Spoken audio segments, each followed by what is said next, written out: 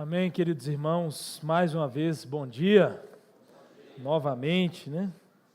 Nossas votações acho que já se encerraram ali, acredito que todos os membros votaram. Vamos dar continuidade então ao nosso culto, lendo a palavra de Deus, Atos capítulo de número 9, abra aí sua Bíblia em Atos capítulo de número 9.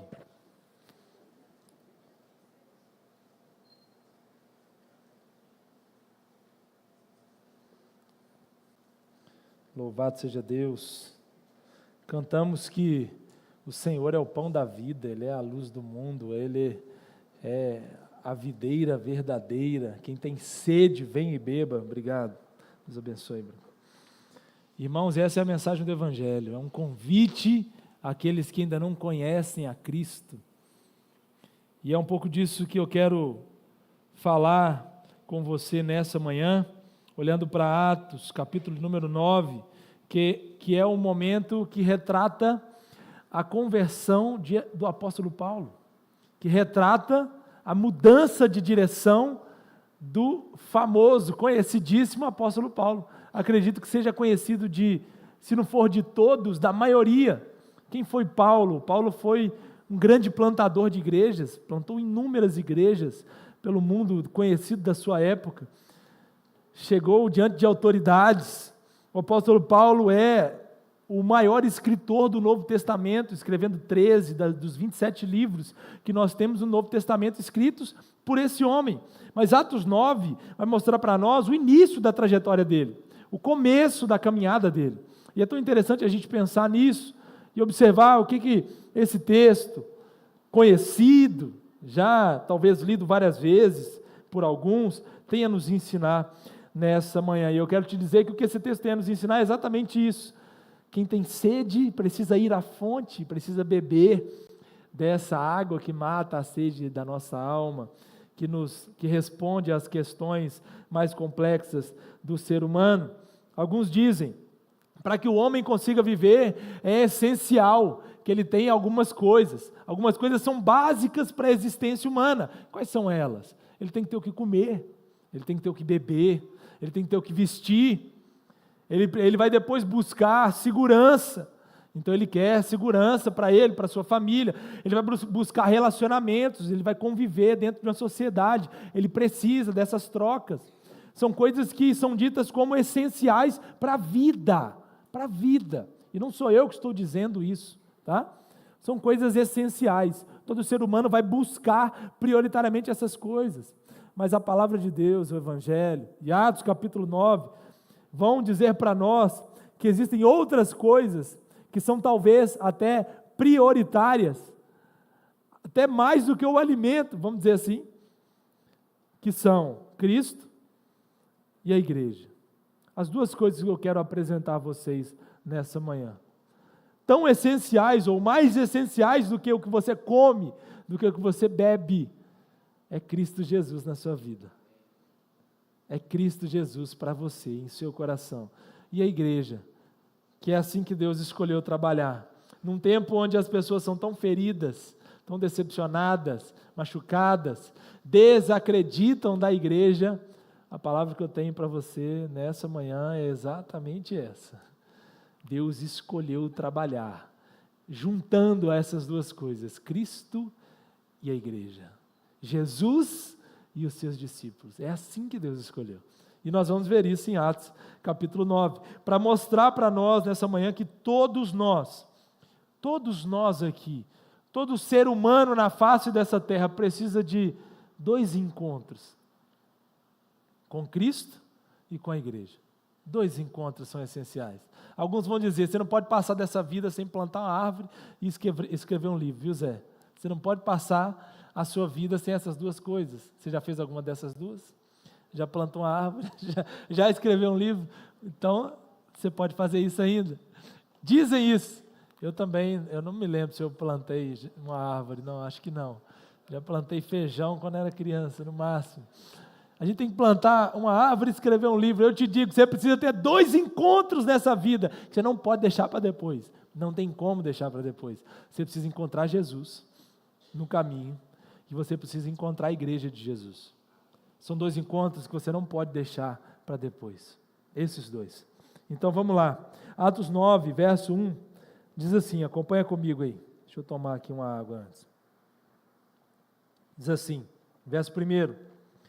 Saulo, respirando ainda ameaças e morte contra os discípulos do Senhor, dirigiu-se ao sumo sacerdote e lhe pediu cartas para as sinagogas de Damasco, a fim de que, caso achasse alguns que eram do caminho, assim homens como mulheres os levassem presos para Jerusalém. Seguindo ele estrada fora, ao aproximar-se de Damasco, subitamente uma luz do céu brilhou ao seu redor. E caindo por terra, ouviu uma voz que lhe dizia: Saulo, Saulo, por que me persegues? Verso 5, ele perguntou: quem és tu, Senhor? E a resposta foi: eu sou Jesus, a quem tu persegues. Mas levanta-te e entra na cidade, onde te dirão o que te convém fazer. Os seus companheiros de viagem pararam emudecidos, ouvindo a voz, não vendo contudo ninguém. Então se levantou Saulo da terra e, abrindo os olhos, nada podia ver. E guiando-o pela mão, levaram-no para Damasco. Esteve 3 dias sem ver, durante os quais nada comeu, nem bebeu. O primeiro trecho do capítulo 9 de Atos fala para nós sobre esse encontro tão necessário de Paulo com Cristo. Ou melhor dizendo, de Cristo indo ao encontro de Paulo, porque esse é o verdadeiro movimento. Paulo até aqui, até esse momento, era o perseguidor da igreja. Um homem que ia atrás, e o texto foi muito claro ao mostrar para nós que ele tinha autorização para perseguir aqueles que seguiam Jesus. E indo atrás desses, ele os prendia. Se você olhar o contexto anterior, voltar aí 1 capítulo, 2, você vai lembrar que Estevão foi um diácono eleito, cheio do Espírito Santo, e esse diácono, chamado Estevão, foi executado a pedradas por defender Jesus, e quem estava presenciando, consentindo com a morte de Estevão? Paulo, é a mesma pessoa. Até esse momento, Paulo tinha convicções. Paulo era um homem capaz, inteligente. Paulo teve uma educação exemplar. Ele falava vários idiomas, conseguia dialogar com culturas diferentes, tinha uma riqueza cultural, uma diversidade notável. Isso fica muito claro quando a gente vai conhecendo quem é o apóstolo Paulo. Ele consegue se relacionar com tipos diferentes de pessoas. Era um extremo, profundo conhecedor do Antigo Testamento, um homem simplesmente capaz, extremamente capaz no que fazia, mas ao mesmo tempo faltava alguma coisa, vazio de algo. E Paulo, achando que poderia suprir esse vazio, tentava fazer mais para o Deus que ele dizia servir. Numa espiritualidade vazia, Paulo perseguia outros, dizendo que o certo era aquilo que ele pensava. E é nesse contexto que Jesus encontra Paulo. No caminho para Damasco, indo perseguir outras pessoas, Jesus encontra com esse homem e transforma a vida dele. E a partir daqui, então, Paulo não é recebido por Deus da forma como a gente às vezes imaginaria. Não é um raio que cai na cabeça dele. Não cai um raio na cabeça do perseguidor da igreja. Não cai fogo do céu na cabeça do perseguidor da igreja. Ele não é fulminado instantaneamente. Deus não manda feras para devorarem ou destruírem Paulo. Não. O que acontece? O Senhor vem ao encontro dele, demonstra a graça do Evangelho, perdoa, chama ele, fala: olha, você está me perseguindo, mas eu tenho um propósito maior para você, eu vou transformar a sua vida. E dá para ele um propósito diferente, muda, abre os olhos espirituais de Paulo. É isso que acontece. Em outras palavras, o que está acontecendo aqui é o que nós poderíamos chamar de conversão. E a partir daqui, Paulo experimenta a maravilha de ser perdoado por Deus. Por que eu digo que todos precisam ter um encontro com Cristo? Porque todos precisam experimentar o perdão de Deus. Não há sensação melhor, convicção melhor do que saber que Cristo morreu a nossa morte e que nós fomos perdoados por Deus. Não tem nada melhor que isso. Todo aquele que é encontrado por Cristo recebe o perdão de Deus. Todo aquele que é chamado por Cristo recebe o perdão de Deus. Meus irmãos, o perdão é algo libertador e transformador. Não importando mais o meu passado, não importando mais o que eu fiz até esse ponto, agora o Senhor me dá uma nova vida, uma nova oportunidade. E eu me lembrei do famoso exemplo do serial killer que ficou famoso nos Estados Unidos, o assassino de Green River. Esse homem matou várias pessoas e dizem que no julgamento dele, algumas pessoas, alguns familiares tiveram a oportunidade de dizer a ele o que sentiam. E esses familiares chegavam diante desse assassino frio, um serial killer, nitidamente frio nas suas emoções, chegavam diante dele e falavam: olha, eu te odeio, você destruiu minha vida, você matou alguém que eu amava, você merece o pior, você merece morrer. E elas diziam o que queriam, dizem os relatos que foi assim que aconteceu. Elas em algum momento tiveram essa oportunidade. Até chegar um homem, irmãos, que havia perdido a sua filha, que havia sido assassinada por esse serial killer.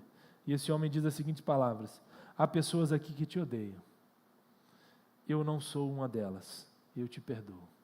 Com essas palavras, com essa frase: há pessoas aqui que te odeiam, eu não sou uma delas, eu te perdoo. As pessoas que estavam ali viram o semblante daquele homem mudar, de um homem frio, com um semblante apático diante de tudo aquilo que ele fez, das atrocidades que ele fez. Aquele homem se entristece, o seu semblante muda e ele se emociona diante de uma declaração de perdão. Talvez nós não saibamos quão potencial, quão forte é essa mensagem que diz: Deus perdoou você dos seus pecados. Quão libertador é saber que Cristo pagou o preço que eu jamais poderia pagar quando Ele enfrentou a cruz. Se um serial killer é capaz de chorar ao ser perdoado por um pai, o que acontece no coração de um ser humano quando o perdão de Deus invade aquele coração? Transformação, irmãos, transformação. O perdão do Evangelho é transformador. A conversão, que é o que acontece aqui com o apóstolo Paulo, ao ser encontrado por Cristo, a conversão, em primeiro lugar, ela abre os nossos olhos. É o primeiro momento, quando ela nos faz enxergar que há um Deus, mas não só há um Deus em algum lugar, esse Deus vem a nós, esse Deus entrega o seu Filho para morrer por nós. Há um Deus que se importa, há um Deus que interage, há um Deus que sacrifica.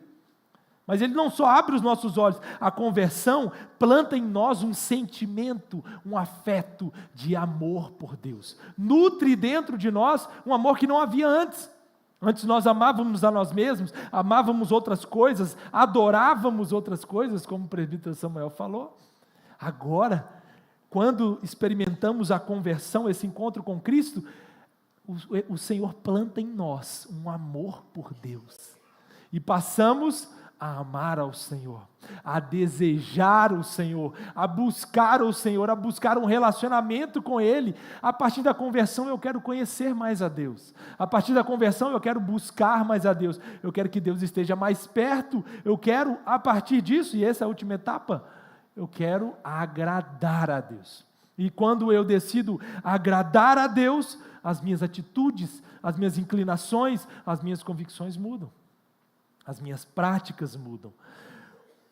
A conversão abre os meus olhos, a conversão muda o meu coração e me faz amar ao Senhor, e ela muda as minhas práticas e me faz agradar a Deus através do que eu faço. Isso é conversão, irmão. Qualquer coisa diferente disso é um convencimento. Qualquer coisa diferente disso é ser amigo do Evangelho, e isso não serve. Não serve. Não basta ser simpatizante. Eu simpatizo, eu até gosto esse tal de Jesus. Não. Jesus encontra os seus pelo caminho. E ao invés de dar o que eles mereciam, Ele derrama graça, Ele derrama perdão. E esse perdão gera mudança de vida. Mudança transformadora.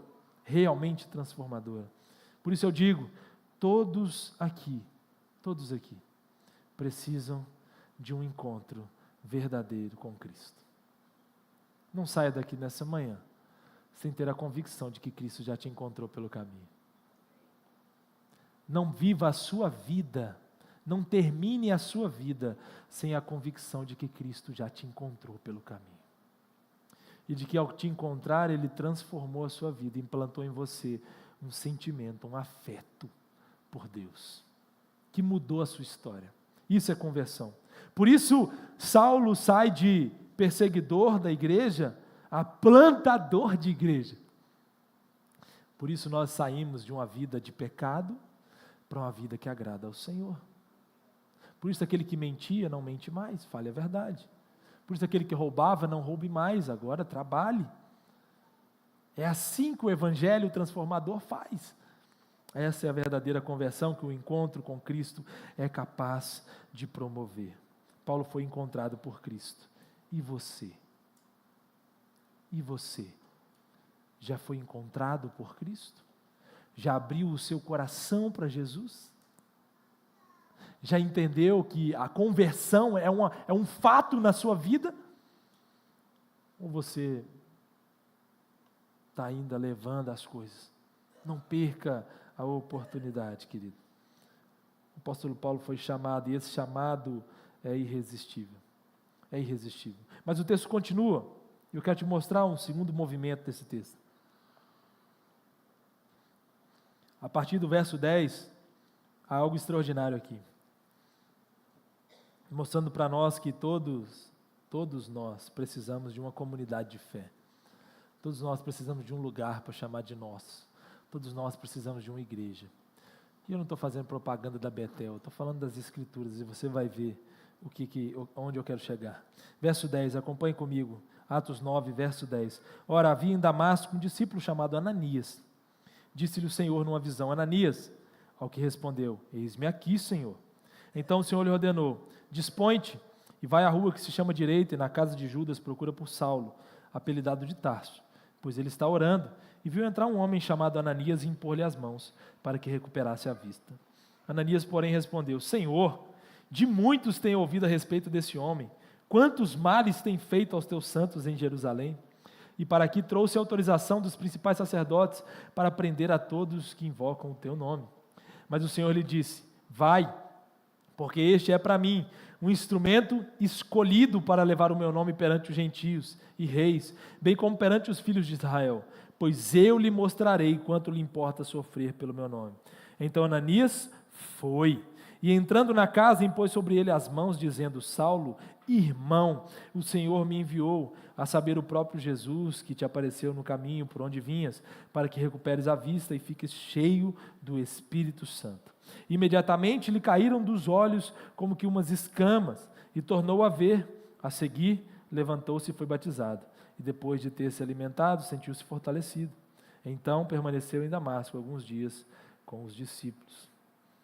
Todos precisamos de uma comunidade de fé. Ou sendo mais específico, onde eu quero chegar, todos precisamos de uma igreja. De uma igreja. Quem está falando isso? Ou quem está ensinando isso? Ou quem está dizendo que é assim? O próprio Deus. Ele, no primeiro momento, vai até Paulo, resgata, encontra, transforma, mas depois ele dá uma missão para a igreja. Envia ele para Damasco, e lá em Damasco ele chama um discípulo muito pouco conhecido. Ficou até meio contraditório, né? Um discípulo pouco conhecido, chamado Ananias. Temos algum Ananias? Alguém que chama Ananias aqui presente? Não? Ele era um discípulo de Jesus. Temos algum João? Levanta a mão. Tiago? Pedro? Puxa vida, não tem nenhum Ananias. Ananias não era um dos... O meu filho chama João, tá? Não chama Ananias. Puxa vida, não tinha assim um discípulo mais importante para receber o apóstolo Paulo. Paulo vai ser inserido na comunidade. Paulo está cego por 3 dias. Ele está recluso, sem enxergar nada. Depois do encontro que ele teve com Jesus, alguém vai receber Paulo. Vai dizer a ele as primeiras palavras de acolhimento. Vai abraçar Paulo pela primeira vez. Vai batizar ele. Mas não são os anjos. Não é o anjo Gabriel que vai fazer isso. Não é o próprio Cristo diante dele. Não. Quem vai fazer isso é o Ananias, que você nem conhece, que ninguém homenageou. Todo mundo conhece o Ananias, talvez, né, seja uma propaganda contrária de Atos 5, que é esposo de Safira, que mentiu para o Espírito Santo e morreu no capítulo 5, talvez por isso ninguém põe o nome do filho de Ananias, seria um bom argumento. Mas o que eu quero te dizer, querida, é que Deus escolheu um discípulo comum para fazer a missão comum da igreja. E é impossível desvencilhar Cristo da igreja. É impossível dizer eu amo Jesus e não amo a igreja. É impossível. Deixa eu dar alguns dados aqui para vocês. Algumas pesquisas feitas por pessoas que nem crentes são, vão dizer o seguinte: uma pesquisa feita durante 85 anos, a pesquisa durou 85 anos, ela vai dizer que as relações interpessoais de qualidade são o maior indicador de felicidade e saúde a longo prazo. Traduzindo, se você tiver bons relacionamentos, você vai ser mais feliz e você vai viver mais. Pesquisas estão dizendo isso.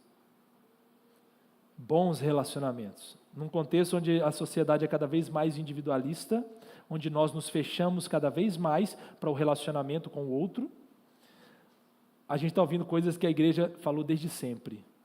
Se relaciona, abre o seu coração, deixa alguém cuidar de você, se aproxime, não viva sozinho, não fique isolado.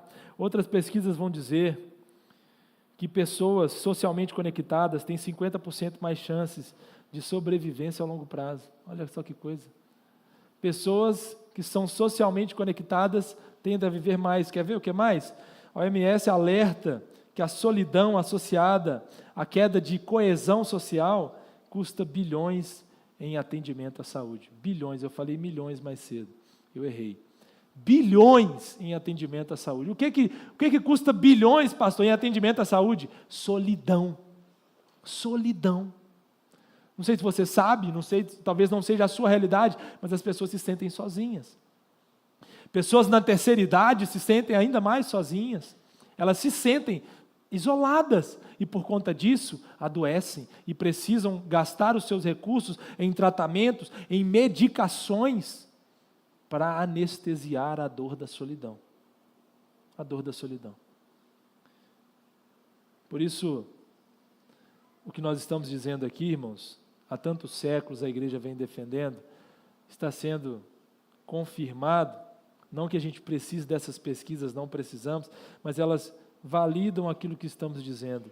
O Senhor Jesus nos chamou para uma vida em comunidade. Eu posso voltar, eu posso ir antes, eu posso ir lá no Éden e dizer que o Senhor nos deu uma ordem, uma ordenança, que nós chamamos a nossa teologia de mandato social. E nesse mandato social o Senhor nos ordena conviver uns com os outros, estabelecer casamentos, sociedades, cuidar uns dos outros.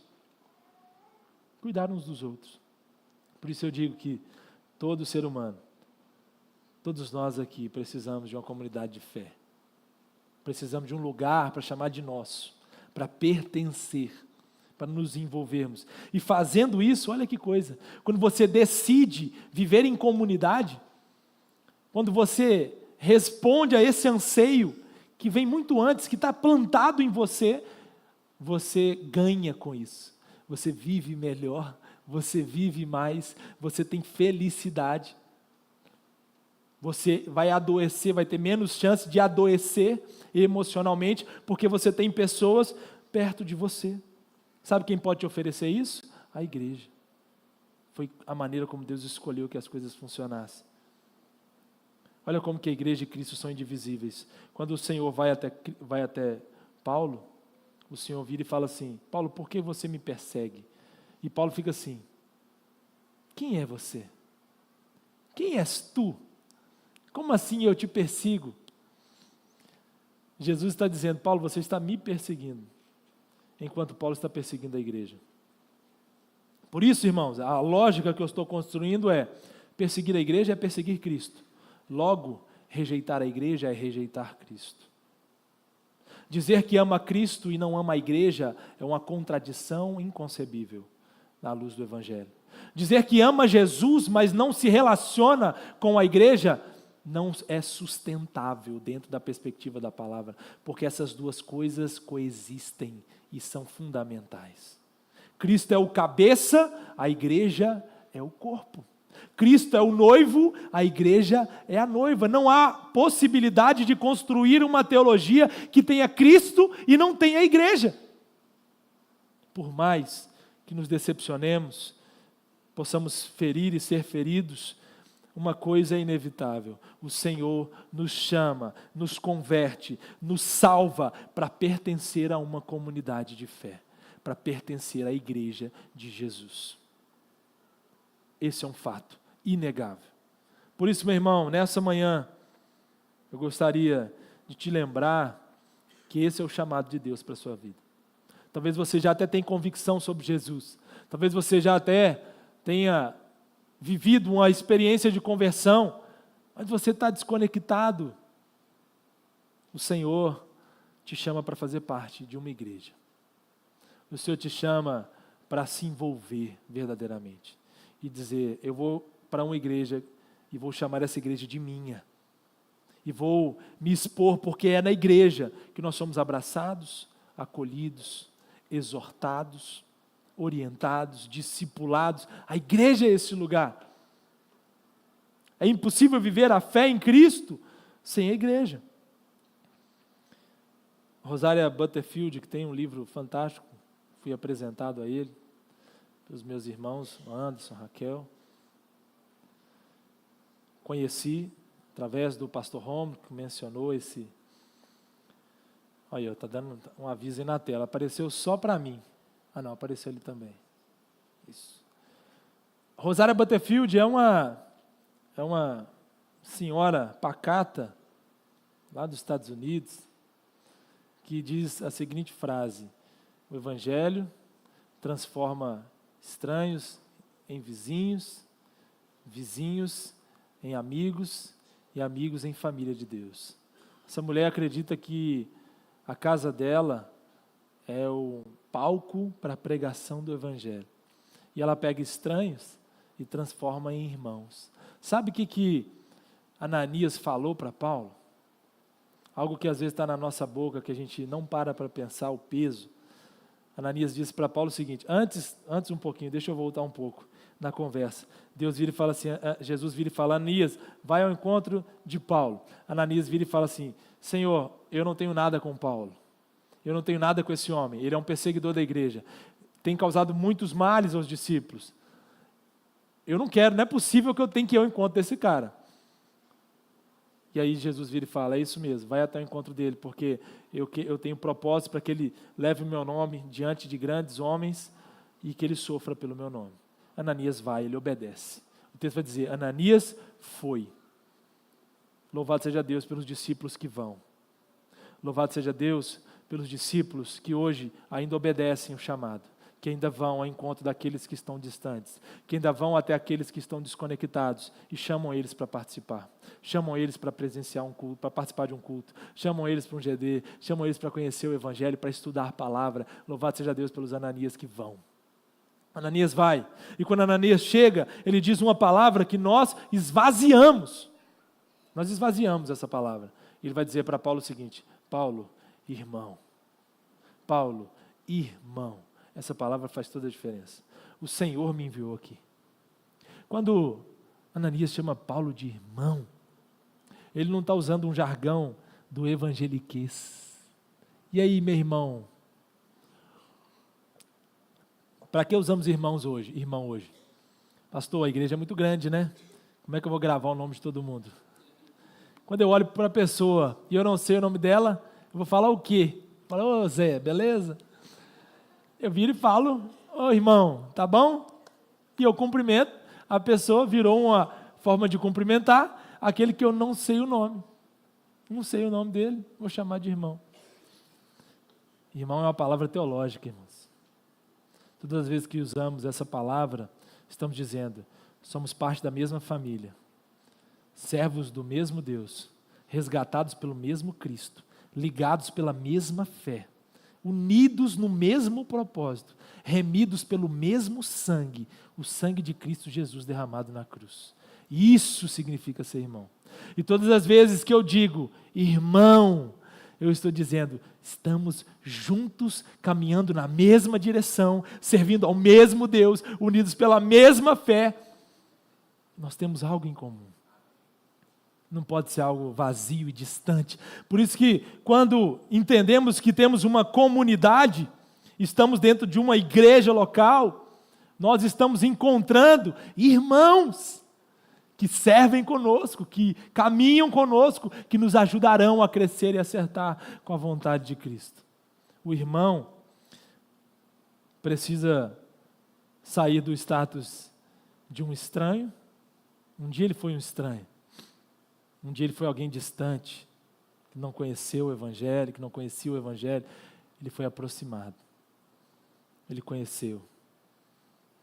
Ele foi transformado, convertido, até o ponto de ele se tornar um irmão. Irmão. Quando a gente pensar nessa palavra, quero te desafiar a sair daqui, aí você vai cumprimentar os irmãos, a pensar o preço que foi pago para que você tivesse esses irmãos. O preço que foi pago. Para que você pudesse compartilhar dessa mesma fé. Deixa eu te dizer uma coisa, o Senhor quer incluir mais irmãos na família dele. Você crê nisso? O Senhor quer chamar outros irmãos para que você vá até eles, como Ananias foi. Essa é a missão da igreja. Essa mensagem, ela é num primeiro momento para aqueles que ainda não entenderam o Evangelho, ou ainda não entenderam que precisam participar da igreja, mas ela também é num segundo momento para aqueles que estão na igreja e que precisam cumprir a missão que Deus confiou a nós. Esse é o nosso desafio, meus irmãos. Transformar estranhos em irmãos. Transformar pessoas distantes em pessoas próximas a Cristo e dentro da nossa comunidade. Se Cristo é aquele que salva, a igreja é responsável por abraçar. Se Cristo é quem transforma e só Ele faz isso, a igreja ajuda a dar os primeiros passos. Se Cristo é o Salvador, a igreja é o amparo, é o refúgio, é o treinamento, é o discipulado. Não tem como separar as duas coisas. Por isso, todos nós precisamos de um encontro com Cristo e de um encontro verdadeiro com a igreja, com a noiva de Cristo Jesus. Que o Senhor nos ajude, meus irmãos, a colocar o Evangelho todo em prática, a viver o Evangelho todo, a viver Atos hoje. A história de Paulo se repete na minha e na sua vida. A história de Ananias se repete na minha e na sua vida, até que todos ouçam ao Senhor. Vamos orar? Você pode se colocar de pé nesse momento?